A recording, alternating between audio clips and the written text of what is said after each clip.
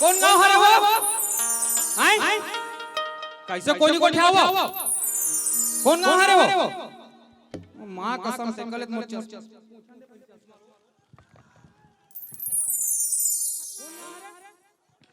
अरे भाई मेरा नाम मोंगरा बांध जाना है यार, माँ कसम जब के ना मैं कहाँ है मर गए फुरफुंदी रे, ए फुरफुंदी रात को एला माँ कसम पूरा मला देखा देरी नहीं है साले मटमिट यहाँ अच्छा मोला देख के को दिन नहीं मटमटा होचे हाँ एला मना थक क्यों चल वो मोंगरा बांध में वो 14 ठन गेट है और भर पानी निकल से कहते कोंडा वाले वो ऐसी का सच्ची जाबू मां कसम फूल तैयारी कर रहे हूं फूल हैं आओ बस व्यवस्था भी रखे हो का चीज के अरे चलना विंचे को देखो पक्का और आज ना मां कसम कहां होते मोर कन्या धर के बैठबे काबर ना कन्या धर के बैठबे ना पेट्रोल नहीं लागे ना जी हैं तबत कथे वो कि दिल से दिल बड़ी मुश्किल से मिलते हैं और तूफानों में साहिल बड़ी मुश्किल से मिलते हैं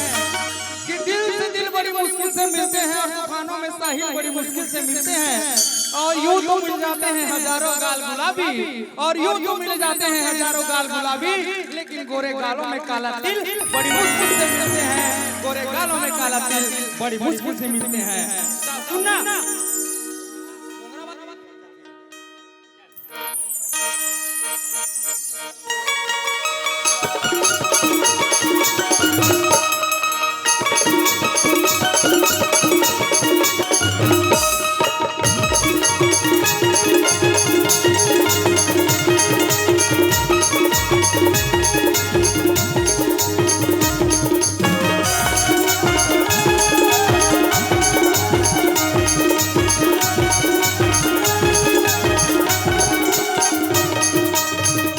चल घूम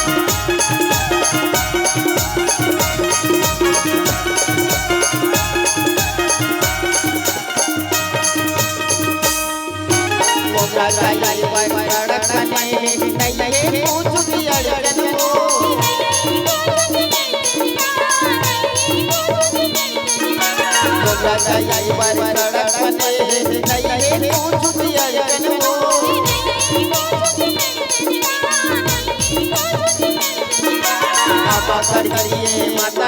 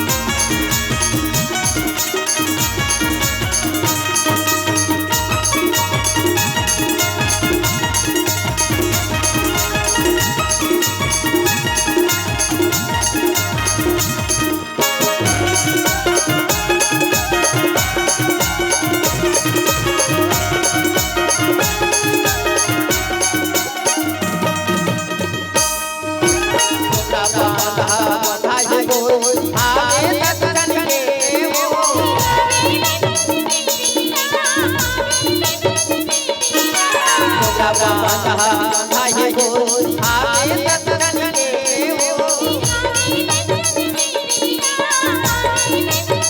मोटर गाड़ी में लगे अड़बड़ मन देखे बबो मोटर गाड़ी में लगे अड़बड़ मन देखे बबो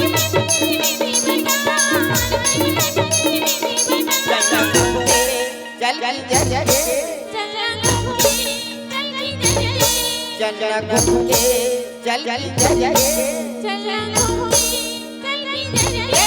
घूमरा बांधिया घूमरा बांधिया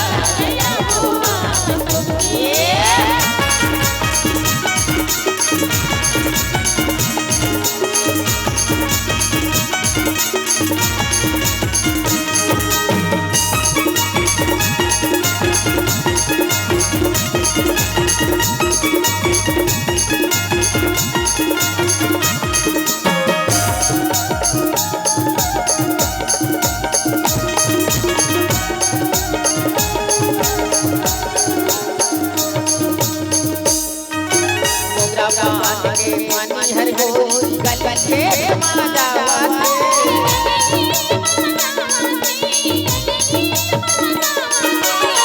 पानी हर गो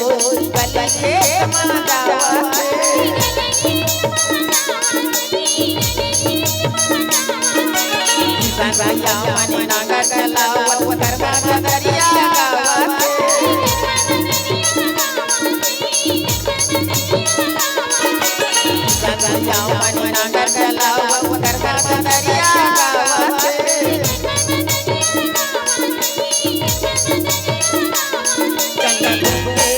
चल चल चल चल घूम के चल चल चल